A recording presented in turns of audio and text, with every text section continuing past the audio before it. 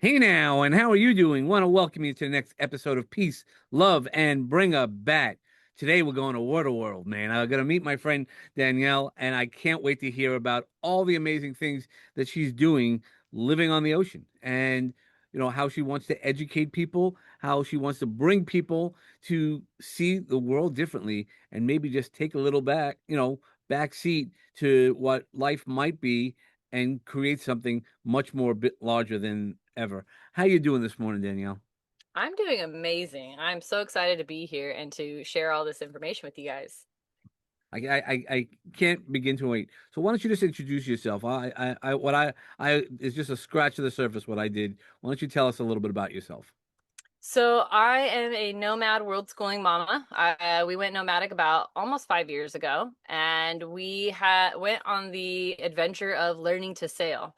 And so over the last 5 years, I've gone from a 27-foot boat and learning on that to letting that go because we realized, yes, we loved it. And then we traveled around until we kind of came into an alignment to basically purchase our full-time live aboard boat that we bought just over 2 years ago. And after that, we've been sailing around from Honduras. We did Belize, and then we came around down to Panama. And we've pretty much been between Panama and Bocas del Toro and San Blas, Panama for the last year and a half.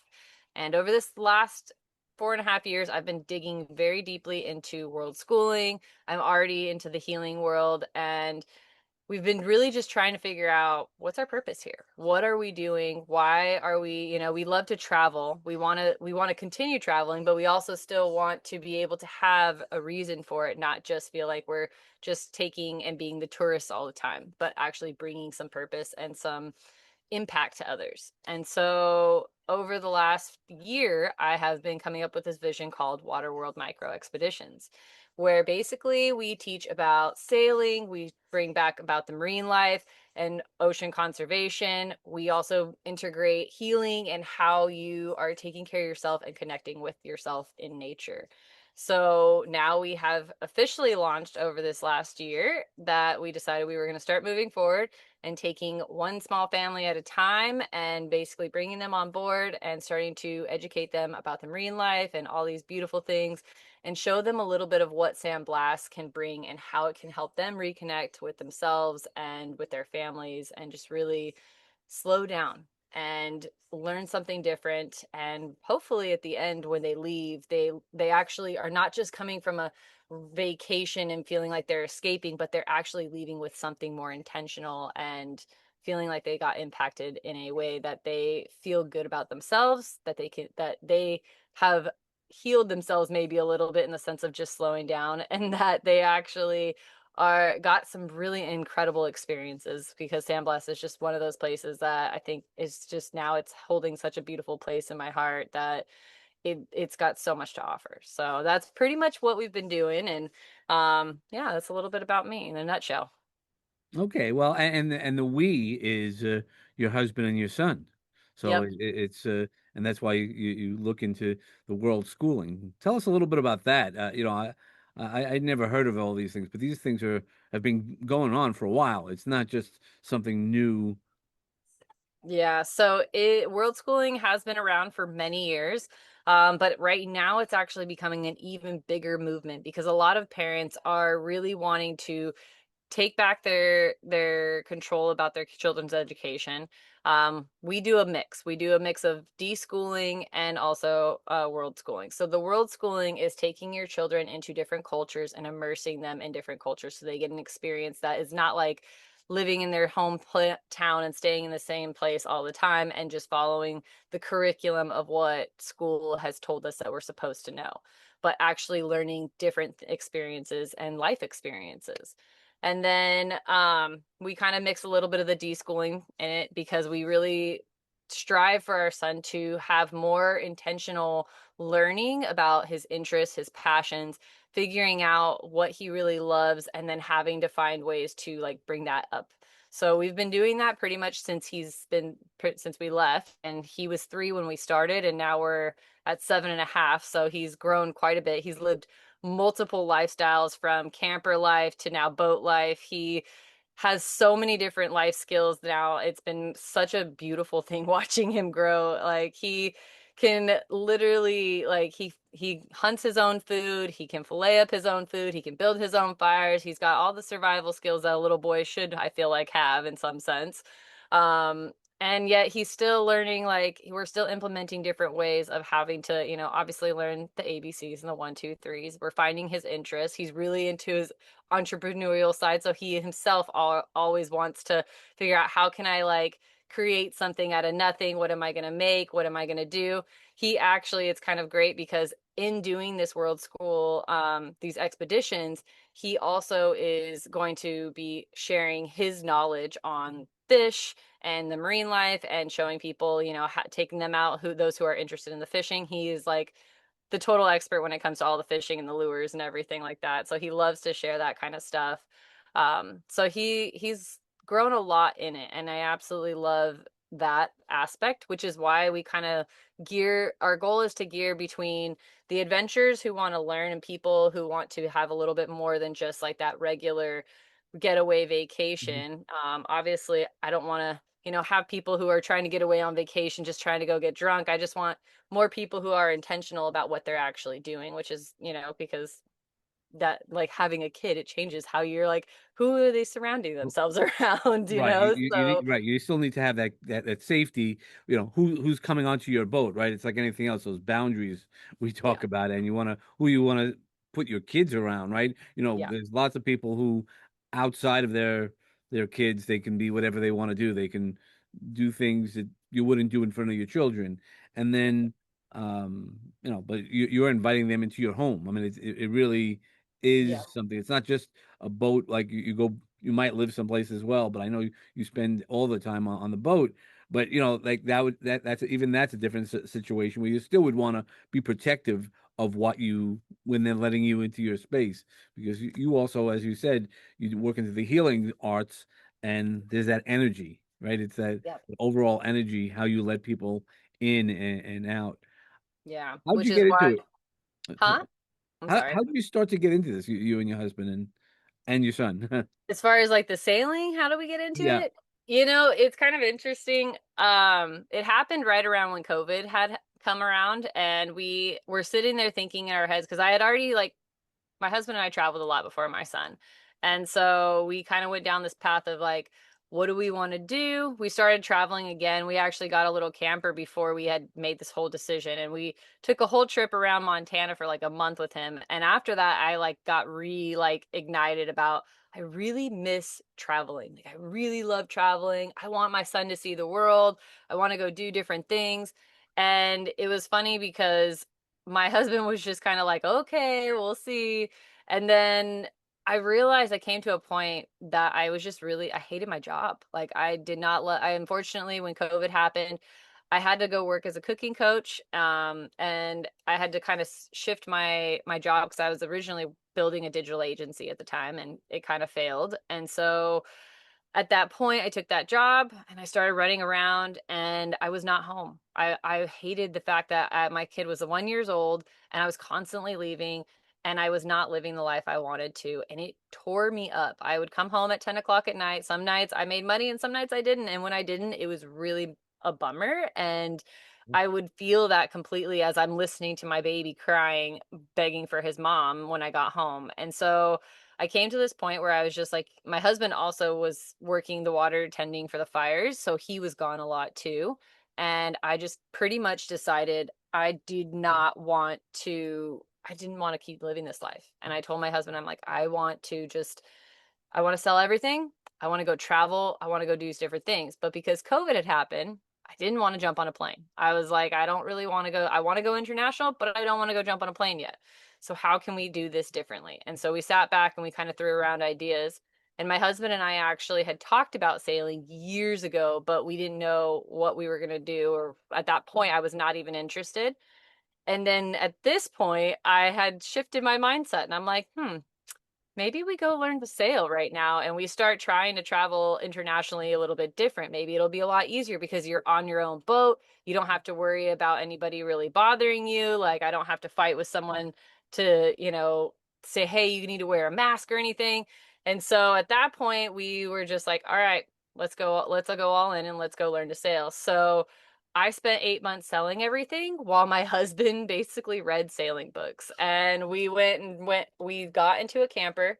We went from Oregon all the way to Florida, had no clue what we were going to do. We were just like, we'll see how it goes. And we got there and we did one sunset tour with a captain. And the captain realized, he's like, you guys both have or actually, he said, you look like you have a decent amount of knowledge. Being that my husband was the one who was talking mostly, and I was not because Right. I did He had not just read read all any of these the books, right? Yep, he read all the books. I did not. So he's like, you have a decent amount of knowledge. You could probably just go buy a cheap boat and start learning. So that's what we did. We went and started hunting for a cheap boat. Ended up not being so cheap because it was a cheap boat when we bought it, but it had a lot of work more than we expected. Something new for us, didn't know what we were really getting into, but we dumped money into it. We fixed it up, we got it ready, and then we started to sail with it. And we practiced around. We actually started in Port Charlotte Harbor in Florida, and we sailed around there until we were comfortable. And then we started taking bigger trips. We went from Port Charlotte all the way down to the Dry Tortugas in Key West, Mm. and then we'd come back. And so we did that for a couple seasons until we finally felt like we were like, okay, I'm solid. Let's move on to a bigger boat because 27 feet for three people is not as comfortable. Especially if you want to go full time. It's just, you're not going to do that. I have heard of people who do, but not me. I'm not into that. So Yeah, you yeah, need a little more space. You want a little more space. yeah. So we started traveling until we came into the alignment for a bigger boat. Well, so okay, so how did you manage that space, right? Because, especially at that time, how do you manage that currently without having guests, your personal time? So like, how do we manage the time? Is Yeah, what you yeah, no, like like obviously you're still close quarters. You're not on a cruise ship. You're not like, all right, he's on the other side of the boat. You're still in a close area. That's what I mean. How does that uh, interrelational, interpersonal, space and giving your son space and So I think that a lot of that comes from figuring out your different areas that you can be. Sometimes it maybe means like go take a paddle and go meditate or go get in the ocean. When my husband's like been on the boat for far too long or he needs his space, I'm like, go jump in the ocean, go swim. And he'll go out and he'll do his swims. The kid, we constantly like, so I'd say like the first 7 months of actually full-time living on our boat was really kind of difficult because we didn't have too many kids around. We were in hurricane season, and where we were, we kind of couldn't go too far. And so it was a matter of just like, okay, let's get to the land. Let's go try and find kids. And this kind of brings up the whole idea of intentionality because I think that a lot of people, you can do anything if you put intention behind it. mm, Um, and so, we all understand that sometimes the other may need a little bit of space and might need to do something different. And so that's for us, it's been all about getting intentional and just saying, okay, you might need this, so let's go do that. So we actually came down to Panama because there was so much more boat families. And I knew my kid couldn't go for very long without other kids. So we came down and we started finding other kids. That really helps out in that sense for us because he'll do his schoolwork in the morning or do random things. And then he goes off and he plays with kids. So everyone finds their space and their time. Like sometimes for me, it's just waking up in the morning and having my own morning routine by myself. And I will do my own little thing, reset myself. I usually like sit there and do my journaling, do my kundalini, and then my kid sleeps in, so it helps. He's kind of like one of those because we're not on a specific time. He might stay up a little bit later, but he sleeps in, so I get the mornings to myself a little bit. And sometimes maybe if it's super flat, I might go paddle for a while and go do my own swim by myself. My husband, kind of same thing. He figures out what feels best for him, whether it's going out for a hunt and going looking for fish, or he might just start doing some boat projects because I know that like for him that's like either his meditation is like sitting there working on some project or doing his going out hunting. So, it's just kind of figuring out, okay, what does each person need and like what's going to make that help you with that release. Um, And I think Yeah, no, that's I really think what that it I all think that's it. Is that because you're not tied to necessarily a schedule. 8:15 you have to be here, Yep. or the coffee has to be in my hand, or because the commute and things like that. Yeah, So which is kind of the biggest reasons why I think that this is such a cool space for people to come explore and to you're just on your own time. You're on your own body clock, not on the clock of like having the set schedule. yeah, and so you were open to all this, right? You're pretty flexible and open-minded to this at the beginning, and what has it taught you, uh, you know, now? So it has actually taught a lot of flexibility, adaptability, patience. Especially the sailing has really taught a lot of patience in its own ways because like when we first started sailing, we you want to go somewhere and we're like, we're gonna go there, this is happening, this day doesn't matter. And it was interesting because you realize really quickly that Mother Nature has her own pace. And you don't get to always choose what pace that is. Sometimes you might have to just sit back and like wait it out. You might get to go when you want. We always look for the right weather windows. So it's like it's really taught us like a lot of just being more patient with each other, understanding that, things you have to be flexible to whatever is going to happen.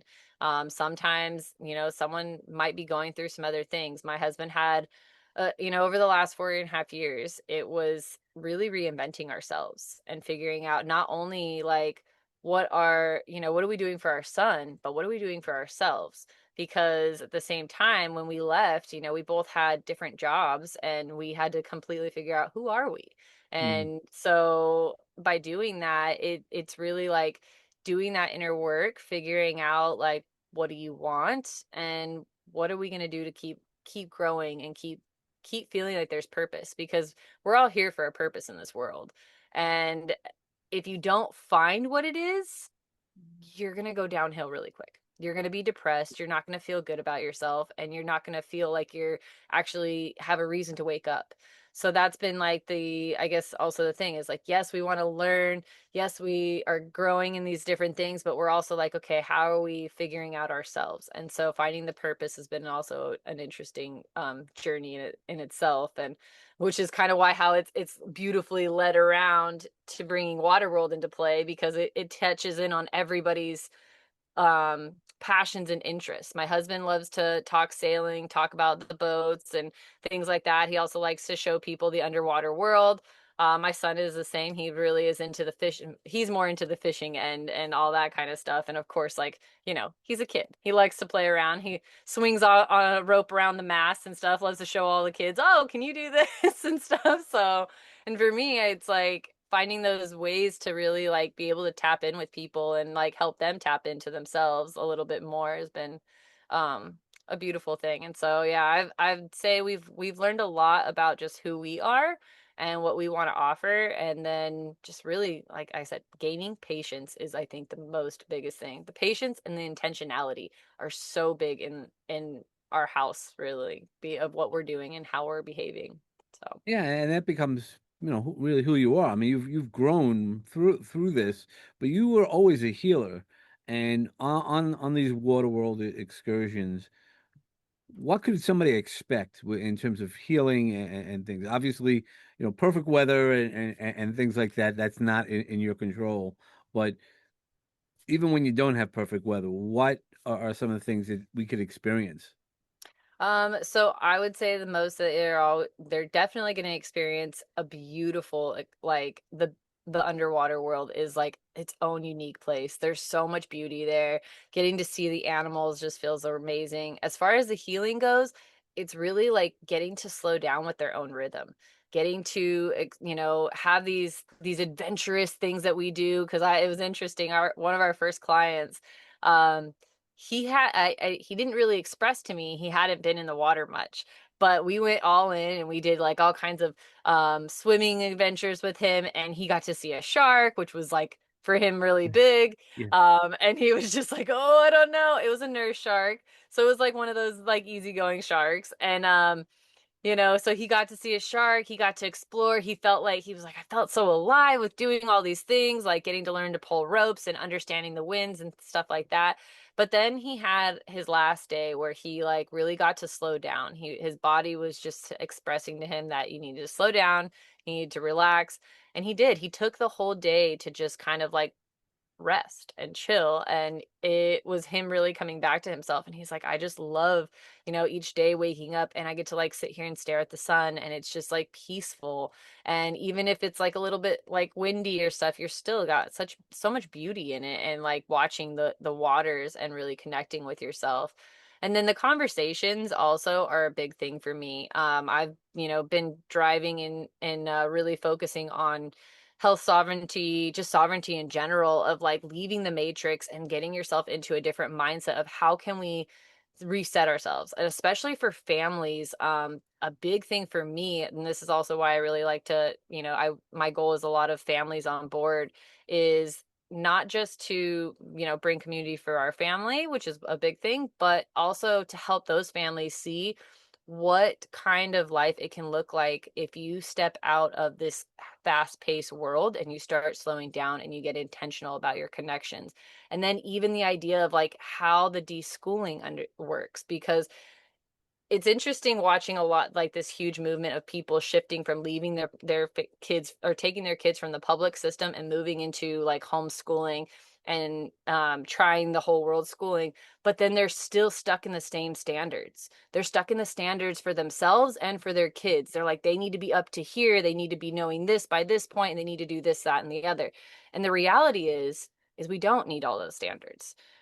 Yes, like I'd say standards are important for certain things, but at the same time, what we need to spend more time is that intention to actually find the interest and the passions and do the work of like, what do we really want? What do we like? And when we have those conversations, we can start finding out the game plans of like, what does that look like? How does that go? And how can I also support my kid in that process of them also finding that?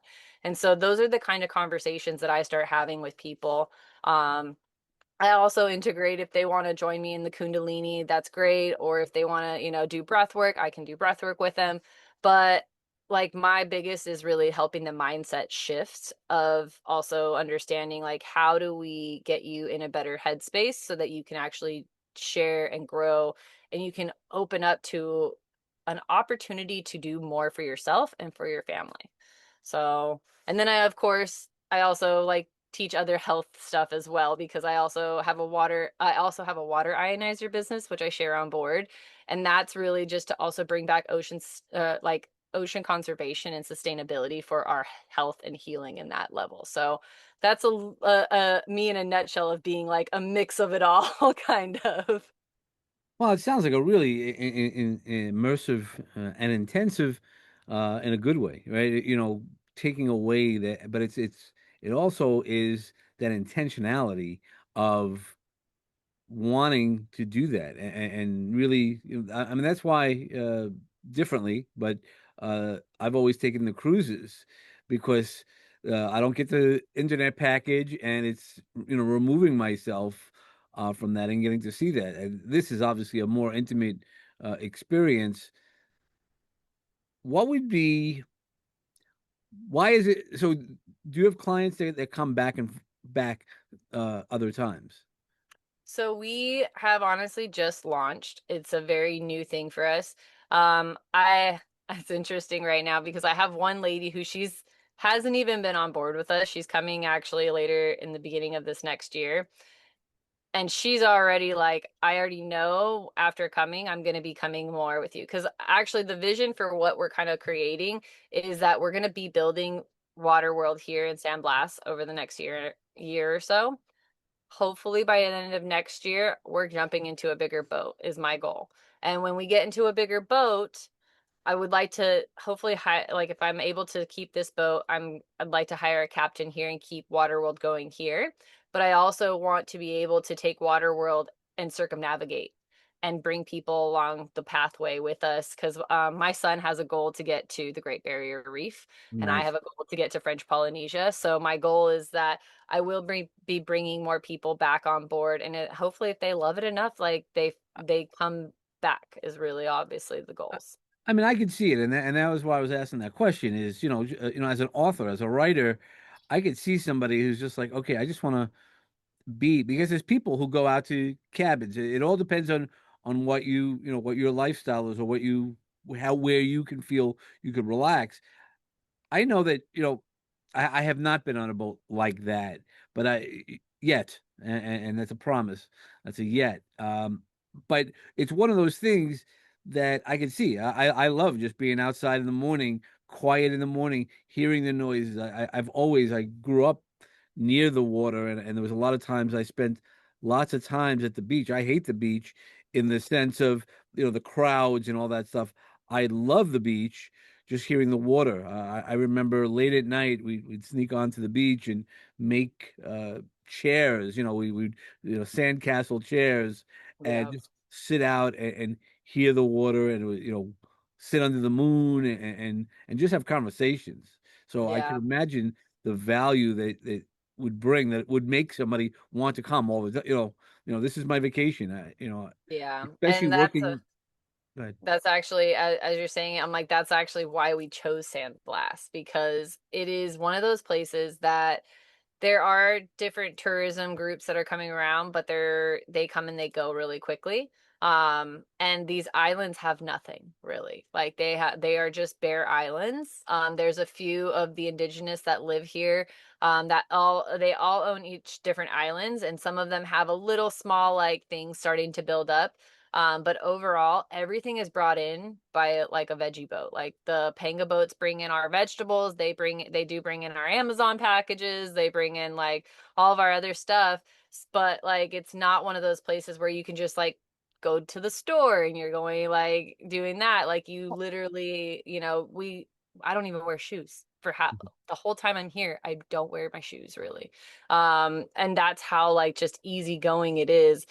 Sometimes some of the islands might, get busy with the charter boats and stuff. So you leave and you go to one of the other islands that doesn't have them if you don't want the crowd kind of thing. So it's kind of nice in that sense. Like you can still be alone. And because you're on a sailboat, it still puts you in your own like zone still versus like having to be in the crowd of everything. Yep. So No, it sounds relaxing. The more that we've spoken before this, but the more that I speak, I'm like, man, that would be just that's a vacation, right? I always go, there's trips when you go to see things or you bring your kids and you go to Disneyland, right? That's a trip. Uh, yeah. but a vacation is where you really get changed, and that what it sounds like, and the retreats that you'd be able to put together would be incredible because of the uniqueness of where you're at and the flexibility of time, but also location. That Yeah. this island's busy today. We can go someplace else. So, as somebody who's uneducated about island hopping, how does that work? Or like is it something like when you go on a cruise ship, airport, right? Whatever, all that stuff. There's that intention of like, all right, you go there. It's more structured. How does this work differently? So we have a drop off, like a drop off and a pickup spot, usually where the panga boats will bring people into our boat. And then after that, we may or may not stay in the same spot for the day, just kind of let people like adjust and get comfortable. But all the islands are about 1 to 2 hours apart from each other. At the most, if you wanted to shoot all the way across from one side to the other, you're still only looking at 3 hours of sailing. So it at least gives people not a very long busy, intense introduction if they've never sailed before, because that's actually something that I like. We do have an option to pick people up all the way from Linton, but I always let them know like this is an 8 hour sail. Like you can either come in where you get into San Blas and you meet us in San Blas and we can, bounce around these little islands. And it's a couple, 1 to 2 hours per hopping of islands. And usually when we do it, Most of the time we'll stay. There is a few spots where like we don't want to stay just because the anchorage is not so comfortable. So we'll go, we will snorkel, hang out, explore the area, and then we'll keep sailing to the anchorage that actually is comfortable.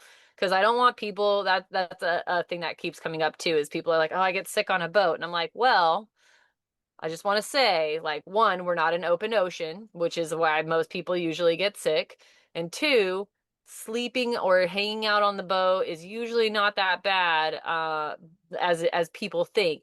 They're thinking like I'm going on constantly moving and this and that. And yes, you do feel a slight movement regularly, but it's not like a drastic movement unless like a gnarly storm has come through. And even then, still I think I've had one or two storms that were that intense where like things were tossed around in my house. But overall, most of the time, like my boat just kind of like goes side to side and does that. But yeah, we that's basically we kind of will bounce between a couple of islands and each day kind of feel it out. If people like if we get to an island, because there's a few spots like the one I'm at currently has so many different things that you can go do. You could stay like we stay here sometimes for days. Like we've actually stayed for a month at a time just because our kid found other kids and all the families were hanging out and all the parents are like, well, let's just stay close so that it's easy for all the kids, you know? And so we'd all stay close and we'd all do different like reef snorkels all over the place. So my goal is that we have this itinerary, but we also do check-ins with people.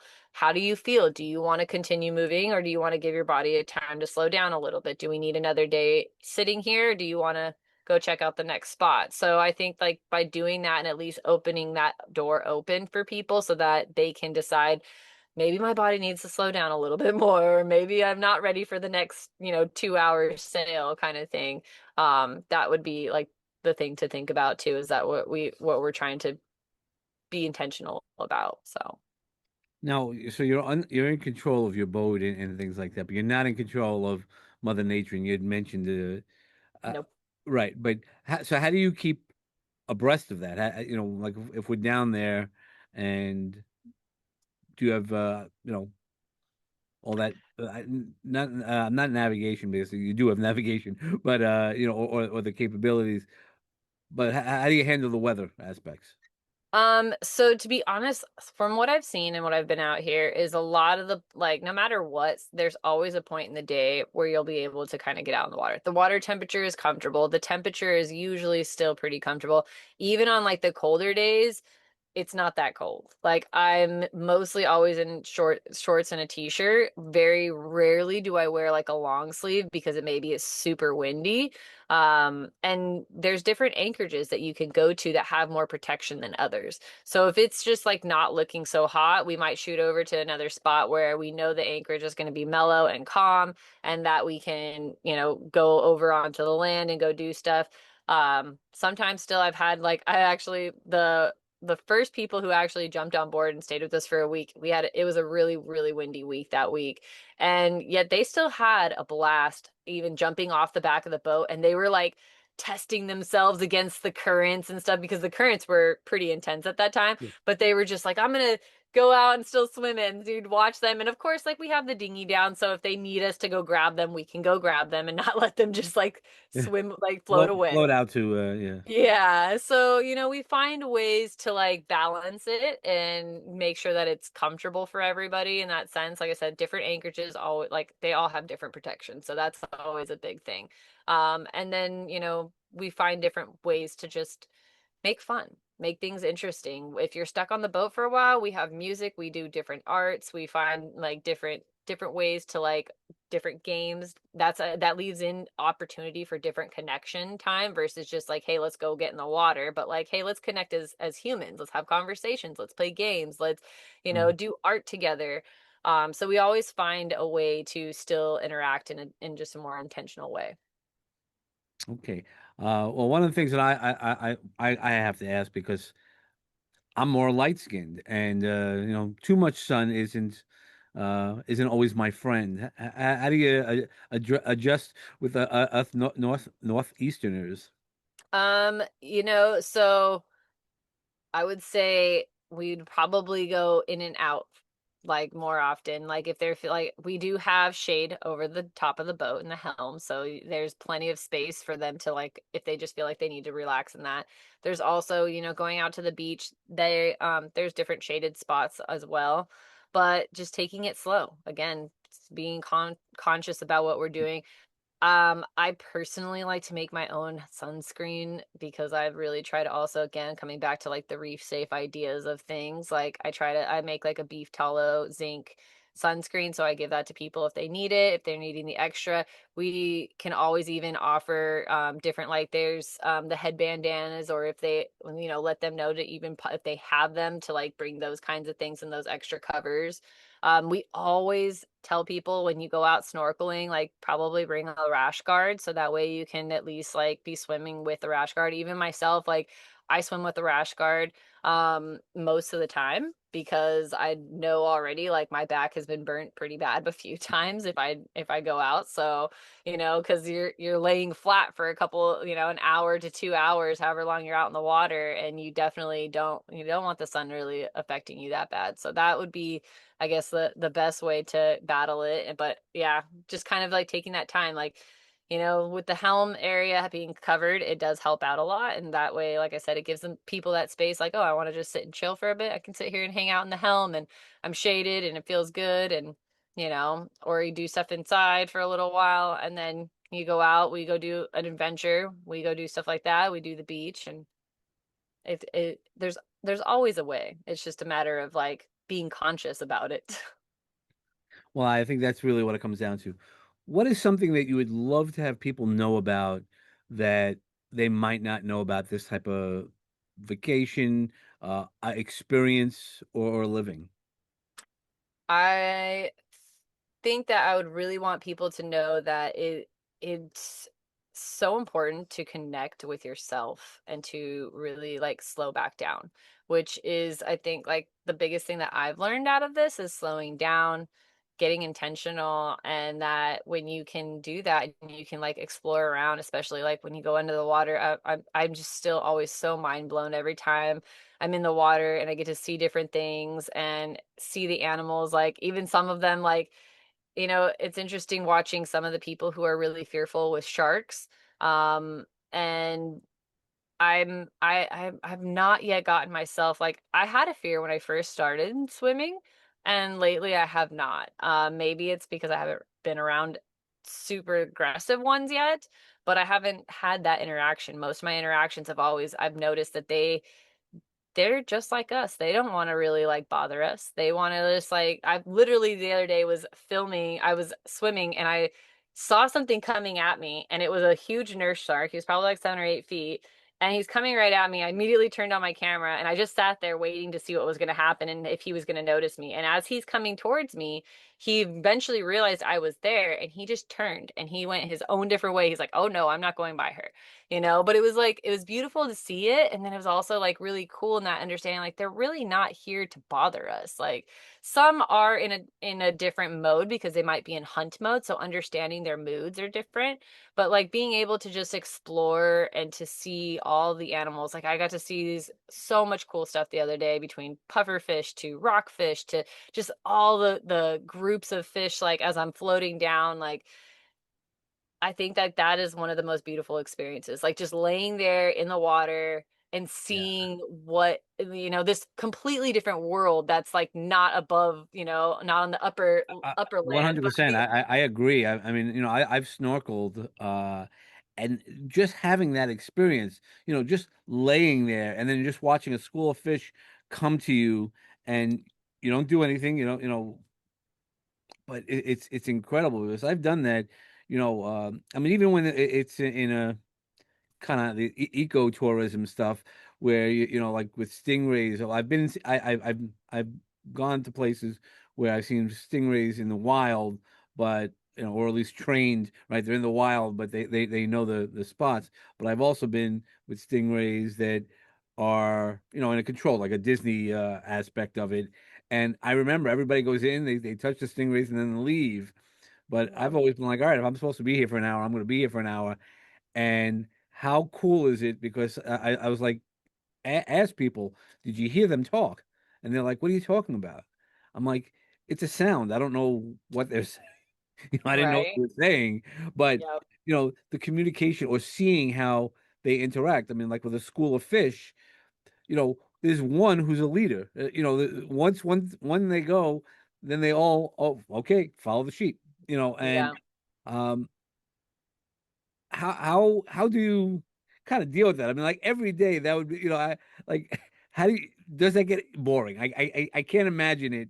It Every day is honestly, something. Yeah. yeah, it's always something new. It was funny because not too long ago, I was cleaning the bottom of the boat, and I'm sitting there just cleaning the boat. And at that day, we'd had a lot of sargassum that was coming through, and it seemed to be over the last few days while the sargassum was coming through, we kept getting eagle rays. And so that day, as I'm cleaning the bottom of the boat, there was like four eagle rays just sitting there at the bottom of the floor eating.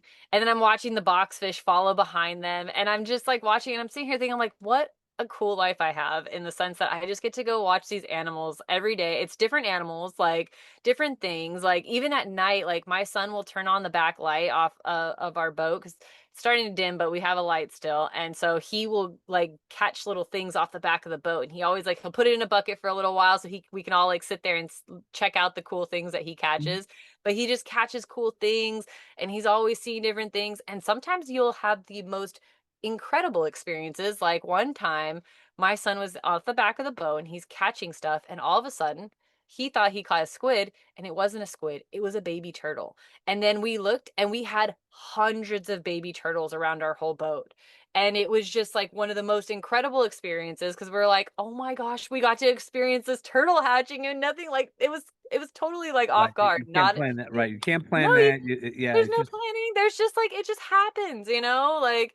And then even a few other times where my son, like, we come back from a snorkel, and there's this huge turtle hanging out by our boat, and so we just sat there and swam with it for like a half hour. It just like hung out with us, and we're like, I feel like it's just giving us its wisdom. Like it right. was just so cool. So I mean, no, it never really gets boring. It's always something different you're experiencing and you're seeing. And I think like just being able to take that in is just such an incredible experience in itself. Yeah, no, I could imagine. I mean, so is that was one of the most incredible. I was just going to ask you, can you tell us like one incredible experience? But it seems to be like almost every day is there something? I mean, which is great because when you can be grateful and every day and see something, just experience or just be grateful, that changes your thinking and your life as well. Yeah. Yeah. I'm like every day, yeah, is a new incredible experience. And sometimes it's like learning stuff from inside the ocean after watching things. And sometimes it's also, we're out sailing and I learn different things. And I learned like it's interesting because I've actually had a few people ask me, how do you feel when you are all the way out in the ocean and you cannot see land? And they get so nervous is what most people will tell me. And to me, that is the time for me to be quiet in myself, like to actually connect with my own inner self, just stare out at the water, watch how it's moving, feel the energy around, like, and just really take in like what am I doing? Why am I here? Like, and have those moments. And yeah, I mean each different aspect of it I feel like gives you a different emotional feeling and intentionality, so much gratitude. Like I honestly, I mean, especially when you've actually, I think that was one of the biggest reasons why I also really also still enjoy the idea of traveling by boat because I just recently flew all the way over to the Maldives to go do a different hub. And on the way home, I'm flying and I'm looking over at the ocean and I'm still sitting there thinking, I'm like, the difference is that when you jump on a plane, you are not in control, which you're still not fully in control on your sailboat because Mother Nature has her way of doing things. But at the same time, you are in more control than you are on a plane because when you are sailing, it is up to you to work with Mother Nature to figure out how to get from point A to point B. And when you do that, there's like this sense of just accomplishment and you like gratitude that like I made it. I overcame it. I did this challenge. It wasn't sometimes it's easy, sometimes it's not, and I made it happen. And so cuz the longest we've actually been out at sea was 4 days at a time. And those are the those days can be challenging. It can be a lot of mental work on yourself. It's a full physical body workout, but it's also like the mental work too. And so yeah, finding the gratitude after all of that between, the sailing and the nature and everything, it really gives you a whole different perspective. That's all. That's awesome. So I always have this part of the podcast where I say, "Walk into my magic garden," but I guess in this case, well, maybe we'll have a magic cove, and it's where we can leave something. A seed is usually what I have. So maybe I don't know, a shell, where we can hear some knowledge. So I'd love you to leave us with a little bit of knowledge or something that you hope that would grow, or be heard uh, further. You can accomplish anything that you want if you are willing to open up, to get the right support, and to get intentional to how you want to do it. That's awesome. Yeah. All right, well that's a great piece. How can people find you? How can we So get? they can find me on Instagram at legacy underscore through motherhood, or on my Facebook at Danielle Marie Vandehei. And if they're interested in our adventures, you can find us at waterworldmicroexpeditions.com. All right, well all of that we'll put that into the show notes. Well, my friend, thank you. This was so interesting. I can imagine myself doing this. So we're gonna have to make it work, and we'll figure it out. I think you and I were talking beforehand, possibly something in February, March. Yep. Let's go Yep. I figure it look out and forward make it to it. happen. Yes, it's gonna be fun.